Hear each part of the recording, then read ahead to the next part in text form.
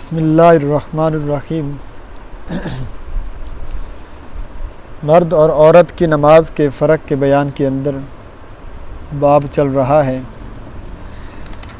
نماز بیٹھنے کی حالت اور پڑھنے کی حالت کے درمیان جو فرق تھا وہ تو ذکر ہو گیا۔ اب آگے کچھ اور مزید فرق بیان کر رہے ہیں۔ فرمایا کہ عورت اور مرد کے درمیان ایک فرق یہ ہے کہ مرد ہر عاقل بالغ جو بالغ ہو گیا، اب سوائے اس کے کہ وہ پاگل ہو جائے، مجنون ہو جائے، اس کے علاوہ اس سے نماز فرض جو ہے وہ معاف کبھی نہیں ہوگی۔ جس حال میں بھی ہے ہر حال میں نماز پڑھنی ضروری ہے جب تک زندہ رہے گا۔ عورت کے لیے فرمایا کہ ہر مہینے اللہ رب العزت نے کچھ دنوں کے اندر اس کے لیے نماز پڑھنا ناجائز رکھا ہے۔ اسی وجہ سے تو حضور صلی اللہ علیہ وسلم فرمان ہے ہن ناقصات العقل کہ و ناقصات الدین، کہ یہ عورتیں عقل کے لحاظ سے بھی مردوں سے ناقص ہوتی ہیں اور دین کے لحاظ سے بھی ناقص۔ عقل کے لحاظ سے تو اس لیے کم درجہ رکھتی ہیں کیونکہ جو دو مرد گواہی دیں گے اور اگر ایک مرد نہ ہو تو شریعت کہتی ہے کہ اب ایک مرد کی کمی پورا کرنے کے لیے دو عورتوں کا ہونا ضروری ہے، یعنی جو گواہی ایک مرد دے سکتا تھا وہ گواہی دو عورتوں کو دینی پڑے گی۔ اور اسی طرح آگے دوسرا فرق نماز کے حوالے سے فرمایا کہ مرد ساری زندگی اللہ کی عبادت اور نماز کے اندر لگا رہے۔ عورتوں کے لیے چونکہ یہ مخصوص ایام ہوتے ہیں جو 3 سے لے کر 10 دن تک ہو سکتے ہیں، تو اس کے اندر فرمایا کہ ان دنوں میں نماز پڑھنا تو ناجائز نہ ان کی کوئی قضا ہے۔ یہ بھی شریعت نے آسانی رکھ دی، ورنہ تو عورتوں پر بہت زیادہ یہ پابال ہو جاتا کہ وہ قضا نماز نہ پڑھتی۔ شریعت نے نماز معاف کر دی کیونکہ یہ روزانہ کا کام ہے اور یہ ہر مہینے ہونا ہے۔ البتہ روزہ جو ہے وہ چونکہ سال کے بعد فرض ہوتے ہیں، ان ایام کے لیے جو روزے رہ جائیں گے ان کی قضا رکھنا ضروری ہے۔ لیکن ہمارے ہاں ایک سستی یہ پائی جاتی ہے عورتوں میں، یہ مسئلہ بھی چونکہ معلوم ہونا چاہیے کہ پاکی کے ایام کو آ جاتے ہیں، وقت مقرر اور مکمل ہو جاتا ہے، لیکن اس کے باوجود غسل میں تاخیر کر دی جاتی ہے۔ اب نمازیں آ رہی ہیں، فرض ہو رہی ہیں لیکن نہیں پڑھی جا رہی، اب قضا ذمہ لگتی چلی جا رہی ہے۔ جتنی زیادہ نمازیں قضا ہوتی چلی جائیں گی اتنا زیادہ آپ کی انسان کے اوپر وبال بڑھتا چلا جائے گا۔ اب زندگی میں پڑھنا ممکن نہ رہے گا تو پیچھے جب فدیہ بنانے بیٹھیں گے تو فدیہ لاکھوں روپے میں بنتا ہے، اب وہ مراسات دینے کے لیے تیار نہیں ہے۔ تو اس لیے اتنی فکر ہونی چاہیے انسان کو، اور یہ مرد کے بھی ذمہ ہے کہ اپنے گھر والوں کی فکر کرے اور تاکہ فوراً نماز کی ادائیگی میں کوئی کمی کوتاہی نہ رہے، اور فرمایا کہ فوراً پاک ہو کر نماز پڑھتے رہے۔ اس طرح اگلا فرق ذکر کیا کہ مرد امامت صغریٰ اور کبریٰ دونوں کا عائل ہے، اور عورت نہ امامت صغریٰ کی آل ہے نہ امامت کبریٰ کی آل ہے۔ امامت صغریٰ کہتے ہیں یہ مصلی کی امامت، نماز پڑھانا۔ امامت کبریٰ امیر المومنین جو خلیفۃ المسلمین ہوتا ہے۔ اسلام کی روح سے کوئی عورت کسی بھی ملک کی سربراہ نہیں بن سکتی، امیر المومنین نہیں بن سکتی، کسی لشکر کی سربراہ نہیں بن سکتی۔ یہ شریعت کی بالکل پختہ حکم ہے، اس کے اندر کوئی گنجائش نہیں ہو سکتی، کیونکہ یہ فریضہ بھی تھا اللہ نے۔ اگر ایسا ہونا ہوتا امت کی سربراہی دینی ہوتی تو کسی عورت کو پیغمبر نہ بھیج دیتے، لیکن کسی عورت کو پیغمبر بنا کر نہیں بھیجا۔ سیاست اور حکومت بھی یہ صرف مردوں ہی کے اندر رکھی ہے اور اس کی سربراہی ہی مردوں ہی کو دی ہے، اور امامت صغریٰ کے اندر جب اس کو اہل نہیں سمجھا گیا کہ وہ آ کر آپ کو جماعت نہیں کروا سکتی، اپنی جماعت حتیٰ کی صرف عورتوں کی جماعت نہیں کروا سکتی، یہ بھی مکروہ تحریمی ہے۔ تو اس لیے فرمایا امامت صغریٰ امامت کبریٰ دونوں کی وہ آل نہیں ہے، دونوں کے لیے اس کی عورت نام پردے کا ہے، ضرورت کے بغیر تو گھر سے نکلنا جائز نہیں، تو وہ باقی کاموں کے لیے الیکشن لڑنے کے لیے سیاست حکومت میں آنا یہ سب ناجائز ہے بالکل۔ تو اس چیز سے اپنے آپ کو بچانا چاہیے، کیونکہ جب انسان ایسی مجلسوں میں آئے گا ظاہری بات ہے مردوں کے ساتھ اختلاط ہوگا، اختلاط کا گناہ الگ ہوگا، بے پردگی کا گناہ الگ ہوگا۔ تو اپنے آپ کو جس چیز سے شریعت نے جو ایک رکھی نہیں ہے اس کے اندر عورت کے لحاظ، بس جو چیز جس کی اجازت دی ہے تبھی تو فرمایا کہ پھر جنت کے انعامات اور نعمتیں بھی تو بڑی ہیں۔ اللہ تعالیٰ سے اللہ عمل کی توفیق عطا فرمائے۔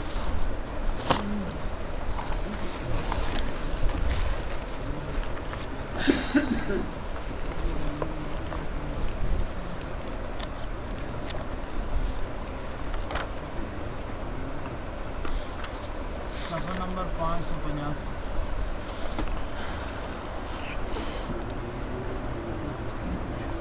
آیت نمبر 20 سے سبق ہے جی. نحمدہ ونصلی ونسلم علی رسولہ الکریم اما بعد فاعوذ باللہ من الشیطان الرجیم بسم اللہ الرحمن الرحیم. الم نخلقکم من ماء مہین فجعلناہ فی قرار مکین الی قدر معلوم فقدرنا فنعم القادرون. ویل یومئذ للمکذبین.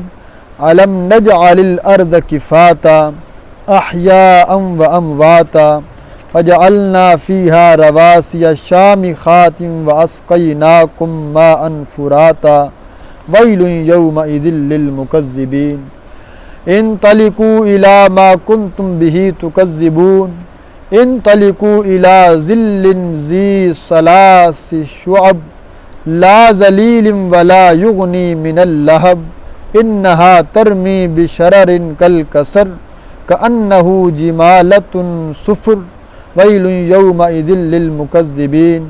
ھذا یوم لا ینطقون ولا یؤذن لهم فیعتذرون. ویل یومئذ للمکذبین. ھذا یوم الفصل جمعناکم والاولین فإن کان لکم کید فکیدون. ویل یومئذ للمکذبین. صدق اللہ العظیم. اللہم صلی علی سیدنا مولانا محمد وعلی آل سیدنا مولانا محمد وبارک وسلم ثم صلی علیہ. ابتدائی آیات کے اندر اللہ رب العزت نے قیامت کی ہولناکی اور اس چیز کو بیان کیا تھا کہ پہاڑوں کو دیکھتے ہو، ستاروں کو دیکھتے ہو، سورج اور یہ سارا نظام دیکھتے ہو، آسمانوں کو دیکھتے ہو، اتنا سخت مارکہ ہوگا کہ یہ سب کے سب بے نور، سب کے سب پھٹ جائیں گے. اس دن کے عذاب سے ڈرو اور ایسے اعمال کرو جن اعمال کی وجہ سے تم جنت میں جا سکو. اب یہاں سے اللہ رب العزت پھر ایک مرتبہ عقلی دلیل اور انسان کی پیدائش کا ذکر کر. بار بار ذکر آ رہا ہے نا، انسان تیری اصل کیا ہے اور تو تیری حیثیت کیا ہے، تو تھا کیا اور آج بن کیا بیٹھا ہے. اپنی اصل تو سوچا کر. آج ہم لوگوں کو بھی تو کہتے ہیں نا بھئی تو ہے کون، تو اپنی حیثیت تو دیکھ. لوگوں کو تو حیثیت یاد دلاتے ہیں لیکن اپنی حیثیت یاد نہیں کرتا. آج انسان فرعون بن کر بیٹھ گیا، تکبر کا بادشاہ بن کے بیٹھ گیا کہ صرف میں ہی ہوں اس دنیا جہان میں. بھئی کچھ بھی نہیں ہے، مٹی سے بنا ہے، مٹی کے اندر چلا جانا ہے. لہٰذا اپنے اندر عاجزی پیدا کرو. لہٰذا یہ دیکھیے اللہ رب العزت نے انسان کو ایک مرتبہ پھر اس کی اصل کی جانب توجہ دلائی ہے. فرمایا الم نخلقکم من ماء مہین. آیا نہیں پیدا کیا ہم نے تم کو من ماء مہین، ایک گندے اور بے قدرے پانی سے. گندا بھی معنی ہے، مہین کہتے ہیں بے قدر، جس کی کوئی قدر و قیمت نہیں ہے. ایسا پانی جو کوئی اہمیت نہیں رکھتا، بلکہ انسان اس سے اپنے آپ کو کراہت محسوس کرتا ہے. اور پھر فرمایا کہ ہم اس پانی کو ہم نے فجعلناہ فی قرار مکین، رکھ دیا ہم نے اس کو فی قرار مکین، ایک جگہ محفوظ کے اندر. قرار ٹھہرنے کی جگہ، رہنے کی جگہ. کہتے ہیں نا فلاں بندے کو قرار آ گیا. کیا مطلب قرار آ گیا؟ کہ ٹھہر گیا، بے چینی تھی قرار آ گیا. تو یہی معنی، یہ عربی کا لفظ ہے قرار، ٹھہر جانا، رک جانا. تو اللہ نے اس کو ٹھہرا دیا مکین، محفوظ جگہ. کون سی جگہ؟ عورت کے رحم کے اندر. الہ کب تک رہے گا؟ ساری زندگی؟ نہ. الہ قدر معلوم، ایک وقت مقررہ تک کے لیے. اب وہ وقت مقررہ کتنا ہو سکتا ہے یہ اللہ بہتر جانتے ہیں. ہو سکتا ہے وہ اپنی میعاد کبھی نہ پہنچے، ابھی روح ہی نہ پھونکی گئی ہو اور اتنے میں کیا ہو جائے کہ انسان کا وہ عمل ضائع ہو سکتا ہے. ہو سکتا ہے ہم اس کو روح زندہ کر کے پھر پیدا کر دیں. پھر کئی مراحل ہیں، 6-7 ماہ کے بعد ہو جائے، 8 ماہ کے بعد ہو جائے، 9 ماہ کے بعد ہو جائے. حمل کی کم سے کم مدت 6 ماہ سے لے کر 2 سال تک ہو سکتی ہے. 2 سال تک بھی اگر کسی عورت کے بارے میں ہو تو فرمایا اسی عمل تک وہ پیدا کر سکتی ہے، اس کے اوپر کوئی الزام زنا کا یا گناہ کا نہیں لگ سکتا۔ تو فرمایا کہ ہم نے اس کو ایک محفوظ جگہ کے اندر ٹھہرا دیا، ایک وقت معلوم تک کے لیے، وقت مقررہ تک کے لیے۔ یہ اب اللہ رب العزت، وہ میں نے کئی دفعہ بنایا، مسلم شریف بخاری شریف کی حدیث ہے، حدیث پاک ہے کہ جب 4 ماہ کا بچہ ہو جاتا ہے اس کے اندر روح پھونک دی جاتی ہے۔ چلو اب اس سے ایک اور مسئلہ بھی ذہن میں آ گیا، یہ جو حمل ساکت کروایا جاتا ہے کسی وجہ سے، اب وہ وجہ سنیے شریعت کے اندر بغیر کسی وجہ کے۔ اول پہلی بات تو یہ ہے کہ اللہ نہ کرے کسی کا کوئی زنا کا نطفہ ہے، غلط کاری ہے، اب وہ لوگ پوچھتے ہیں، اس میں بھی مسئلہ یاد رکھیے، جب تک بچے میں جان نہیں پڑی اس وقت تک تو گنجائش ہے کہ اس کی صفائی کروا کے ختم کروا دیا جائے۔ غلط نطفہ، حرام کا نطفہ بھی اگر جان پڑ گئی نا تو پھر اس کو کسی صورت ساکت نہیں کروا جائے۔ اب اس کو ہر حال میں پیدا ہونا ہوگا اور اس کو ہر حال میں جننا پڑے گا، وگرنہ ایک قتل کا گناہ اس کے ذمہ ہوگا جو بھی کرے گا۔ تو اس لیے وہ ڈاکٹر حضرات بھی پوچھتے ہیں، تو اس کے لیے ان کو حکم یہی دیا جاتا ہے کہ 4 ماہ سے پہلے اگر بعض اوقات آج کل ایک اور مسئلہ بھی آ گیا، یہ الٹرا ساؤنڈ کی سہولت تو ہے لیکن اب اس کی وجہ سے شرعی مسائل کے اوپر متفرع ہوتا ہے۔ اب اس میں اندر آ گیا جی بچے کے اندر کچھ نہ کچھ جو نقص ہے، ذہنی طور پر معذور ہو سکتا ہے، جی اس کے اندر کوئی جسمانی طور پر معذوری آ سکتی ہے، اب اس عمل کو والدین ساکت کروا دیتے ہیں۔ 4 ماہ اگر بچے میں جان پڑ چکی ہے، صرف الٹرا ساؤنڈ کی رپورٹ کی بنیاد کے اوپر چاہے ساری دنیا کی تحقیق کیوں نہ ہو جائے، عمل ضائع نہیں ہو سکتا۔ اگر ساکت کروایا گیا، کرنے والا ڈاکٹر بھی گناہ گار ہے، ماں باپ بھی قاتل گناہ۔ یہ تو شکر کرو خلافت اسلامیہ نہیں ہے۔ اگر اسلامی خلافت ہو، مثال کے طور پر آپ یہی بات لے لیں، اسلامی خلافت ہے، بچہ پیدا ہی نہیں ہوا، کسی نے کسی کو ضرب لگائی عورت کو، 4 ماہ کے بعد کا بچہ اس ضرب کی وجہ سے وہ ساکت ہو گیا، اس بندے کو پوری ایک قتل کی دیت دینی پڑے گی، جیسا کہ اس نے ایک زندہ انسان کو قتل کیا ہے، دیت دی جائے، قصاص تو نہیں ہوگا لیکن دیت دینی پڑے گی۔ تو اس لیے کہ اس میں شریعت کہاں اس کا مقام ہے، اس لیے فرمایا کہ ہم نے اس کو وقت مقررہ، اللہ جانتے ہیں دعا کی جا سکتی ہے، اگر الٹرا ساؤنڈ رپورٹ کچھ بھی ہو جائے، دعا تقدیر کو بدل دیا کرتی ہے۔ تو دعا مخل عبادہ ہے، اللہ سے آپ دعا کریں گے، اللہ صحت مند بچہ اللہ آپ کو عطا کرے گا۔ وہ تو کن کہہ کر سارا کچھ نظام چلانے پہ قادر ہے، تو ایک مشین کے طور پر، انسان کی بنائی ہوئی مشین کے اوپر آپ انحصار کر کے ایک اتنا بڑا گناہ کر دیا جاتا ہے جس کی کسی صورت گنجائش نہیں ہے۔ تو لہٰذا فرمایا اس کو وقت مقررہ تک کے لیے ہم نے ٹھہرا دیا ہے۔ فقدرنا، اور ہم نے اس کا اندازہ لگایا، فنعم القادرون، بس کتنا اچھا ہم اندازہ لگانے والے ہیں۔ کیا مطلب کہ ہم نے اس کو بڑے اچھے سے اندازہ لگایا، اس لحاظ سے کہ اب اس نے کتنا عرصہ زندہ رہنا ہے، کیا بنے گا، نیکوکار ہوگا، بدبخت ہوگا، کیسے زندگی گزارے گا، کس حال میں، کس موقع پہ، کس وقت اس کا انتقال ہوگا، یہ سارا کچھ لکھا جا چکا ہوتا ہے انسان کا۔ اب اللہ فرماتے ہیں وَيْلٌ يَوْمَئِذٍ، یہ لفظ بار بار آئیں گے آیت، وَيْلٌ يَوْمَئِذٍ لِّلْمُكَذِّبِينَ، ہلاکت ہے اس دن جھٹلانے والوں کے لیے، کہ اس دن قیامت کے دن جو لوگ قرآن اور پیارے پیغمبر صلی اللہ علیہ وسلم کو جھٹلایا کرتے تھے ان کے لیے بربادی ہوگی۔ اب اللہ ایک عقلی دلیل دے کر دوسری عقلی دلیل کی طرف آ رہے ہیں۔ آپ دوسری عقلی دلیل سنیے، أَلَمْ نَجْعَلِ الْأَرْضَ كِفَاتًا، آیا نہیں بنایا ہم نے زمین کو کفاتن، سمیٹنے والا۔ کیا مطلب؟ اللہ کہتے ہیں اس زمین کو ہم نے بچھوڑنا اور سمیٹنے والا نہیں بنایا، کن کے لیے؟ احیاء و امواتا، زندوں کے لیے بھی اور مردوں کے لیے بھی۔ ساری زندگی زندہ انسان اس زمین پر چلتا ہے کہ نہیں چلتا؟ یہ زمین اس کے لیے اپنا آپ کو بچھونا قرار دے دیتی ہے۔ انسان اب یہاں چل رہا ہے، کبھی خوف نہیں آتا کہ ہو سکتا ہے یار زمین ہمیں اندر دھسا لے، ہاں کیچڑ ہو، دلدل ہو، وہاں انسان خوف کرتا ہے، لیکن عام زمین میں چل رہا ہے بے خوف ہو کر چل رہا ہے۔ کیوں؟ اللہ نے اس کو تیرے تابع کر دیا ہے، اللہ نے اس کو اس لیے بنا دیا کہ اس زمین پر تو چل، پھر یہ ہم نے یہ تیرے تابع بنا دیا ہے۔ تو اس لیے فرمایا یہ زمین زندہ کے لیے تو کیا ہے؟ چلنے پھرنے کی جگہ ہے، اور مردہ کے لیے کیسے بچھونا ہے؟ انسان مر جاتا ہے، بالآخر اٹھا کر زمین کے اندر دفن کر دیا جاتا ہے۔ جو دفن نہیں کرتے جلا دیتے ہیں، دھماکے کے اندر اڑ گئے، کوئی صورت بھی پیش آ گئی، بالآخر کسی نہ کسی صورت میں، حتیٰ کہ وہ جو جلا دیتے ہیں، جلانے کے بعد اس راکھ کو پانی میں بہا دیتے ہیں، وہ پانی بھی اس کو کہیں نہ کہیں آ کر زمین کے اوپر پھینک دے گا اور زمین کے جز کے اندر وہ مل جائے گی۔ تو یہ کسی نہ کسی صورت میں زمین کے اندر ضرور اس کو زمین سمیٹ لیتی ہے۔ اس لیے فرمایا یہ زمین کو ہم نے تمہارے لیے بنایا ہے، تمہاری تابع کر دیا ہے۔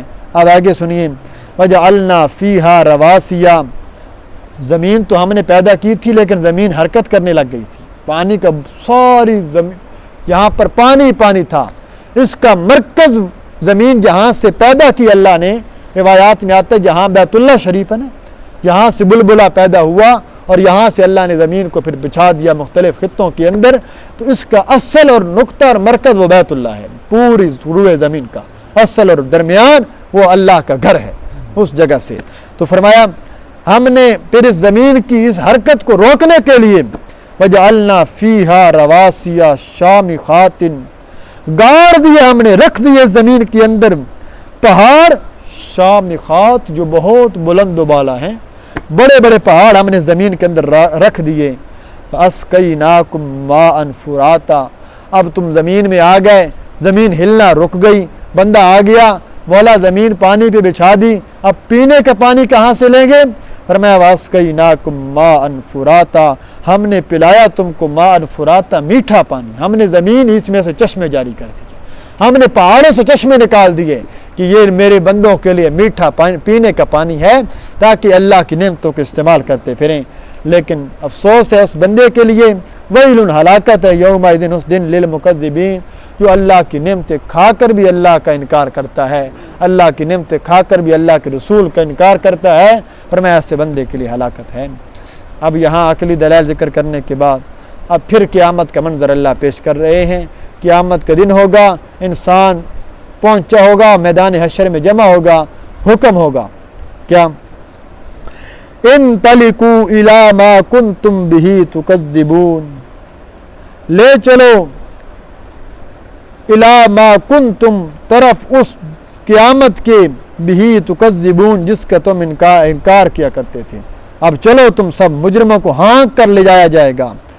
انطلقوا الی ظل ذی ثلاث شعب، چلو تم اس سائبان کی جانب، ایک سائبان ہوگا، ذی ثلاث شعب، جو سائبان 3 قسم کے اوپر ہوگا، فرمایا ایک ایسے سائے کی جانب چلو جو 3 شاخوں والا ہے، ثلاث شعب کہتے ہیں شاخ کو، 3 شاخوں والے سائبان اور سائے کی جانب اللہ کہتے ہیں مجرموں کو ہانک کر لایا جائے گا۔ ہم تو آج تک یہ سنتے آ رہے ہیں کہ اس دن صرف چھاؤں اللہ کے عرش کے سوا کوئی چھاؤں نہیں ہوگی، نہیں، ایک چھاؤں اور بھی ہوگی۔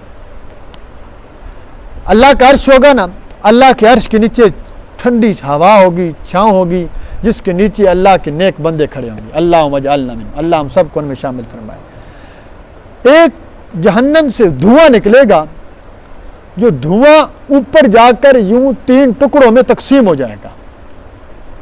اب ادھر تو فرشتوں کا پہرا ہوگا، مجرم بھاگنا چاہیں گے لیکن اللہ کے عرش کے نیچے تو نہیں جا سکیں گے، وہ کہیں گے یہ بھی تو چھاؤں ہے، اس چھاؤں کے نیچے بھاگیں گے۔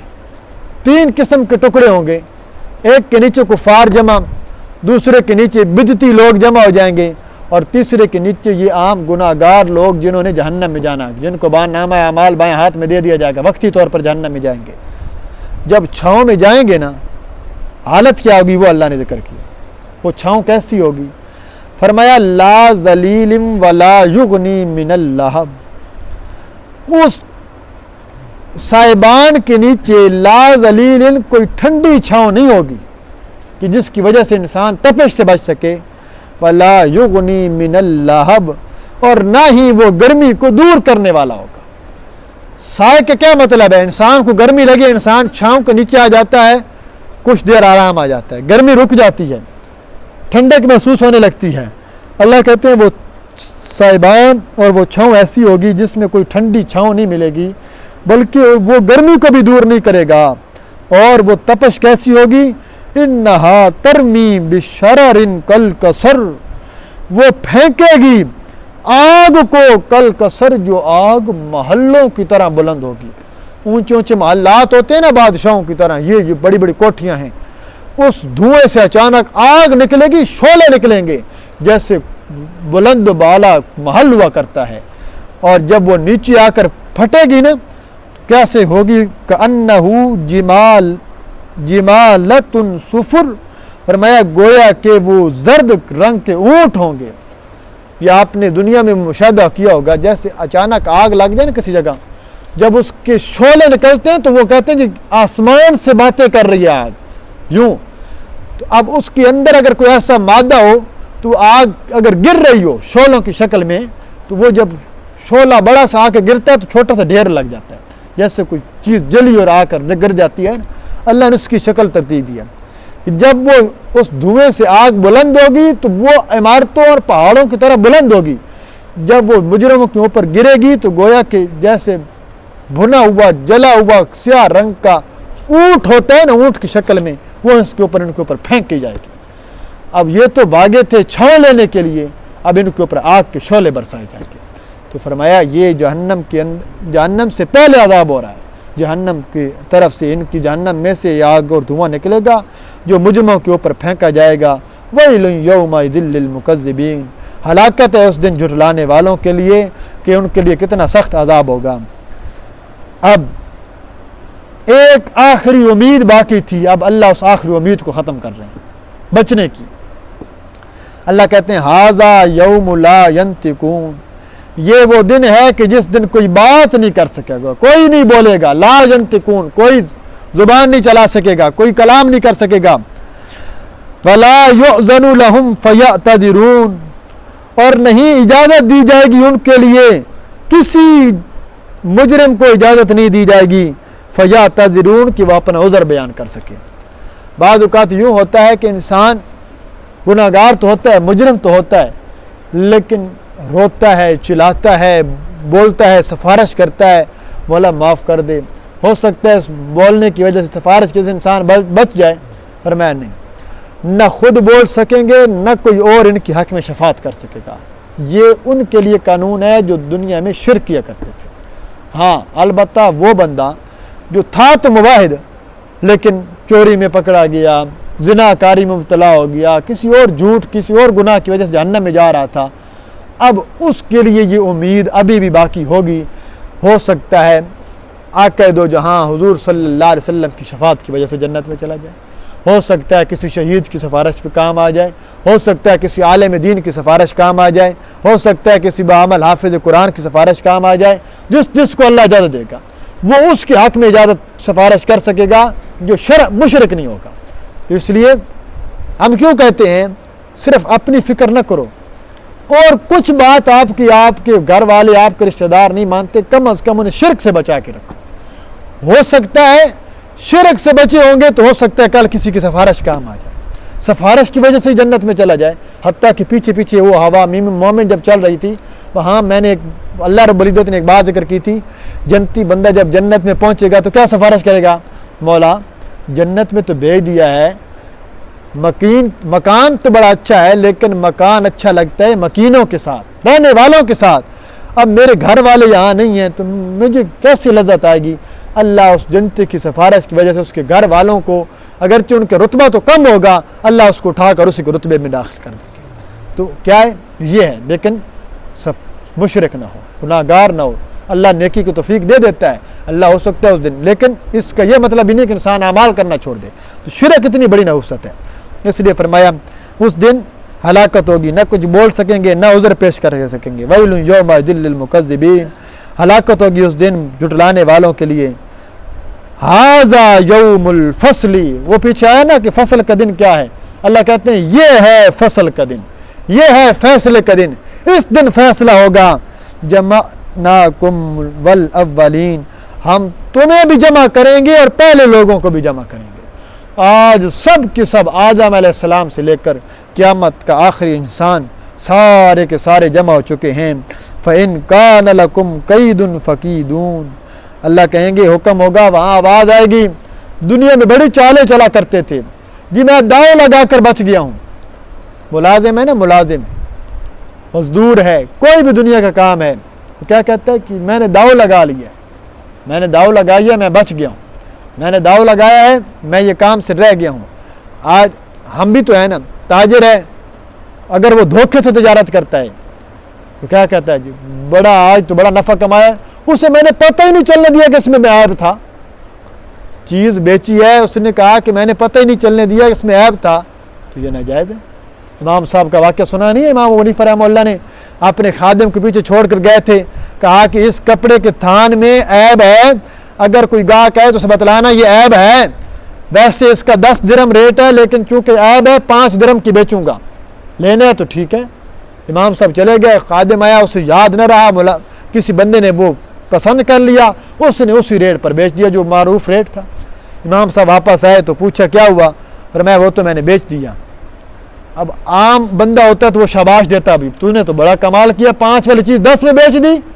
امام صاحب نے کہا یہ تو نے بڑا غلط کیا, میں نے جو کہا تھا. فوراً گھوڑا کرائے پہ لیا, اس قافلے کے پیچھے گیا اور کہا کہ 5 درہم میرے ملازم نے اضافی لے لیے ہیں, یہ میں تمہیں واپس کرنے آیا ہوں. کیوں؟ کیونکہ میرے آقا نے فرمایا جو دھوکہ کرے گا اس کا مجھ سے کوئی تعلق نہیں. تو یہ ساری باتیں پوری کرنی پڑے گی. تو اس لیے فرمایا یہ فیصلے کا دن ہے, ہم تمہیں بھی فَإِن كَانَ لَكُمْ قَيْدٌ فَقِيدٌ, بس ہے کوئی تمہارے لیے کوئی تدبیر, فقیدون, تو پھر کرو آج کوئی تدبیر. دنیا میں بڑی تدبیریں کیا کرتے تھے, آج جو کچھ ہو سکتا ہے تدبیریں کرو, اگر تم جہنم کے عذاب سے بچ سکتے ہو تو بچ جاؤ, لیکن نہیں بچ سکو گے. وَيْلٌ يَوْمَئِذٍ لِّلْمُكَذِّبِينَ, ہلاکت ہے اس دن جھٹلانے والوں کے لیے. بار بار اللہ نے ایک ہی جملہ یہ آیت دہرائی تاکہ جو لوگ انکار کرتے ہیں, جھٹلاتے ہیں, شریعت کے احکامات کو پس پردہ پشت ڈالتے ہیں, ان کو چاہیے کہ ان کو آخرت کے مقابلے میں دنیا سے پیچھے رکھیں اور آخرت کو مقدم کریں. اللہ تعالیٰ سے اللہ عمل کی توفیق عطا فرمائے.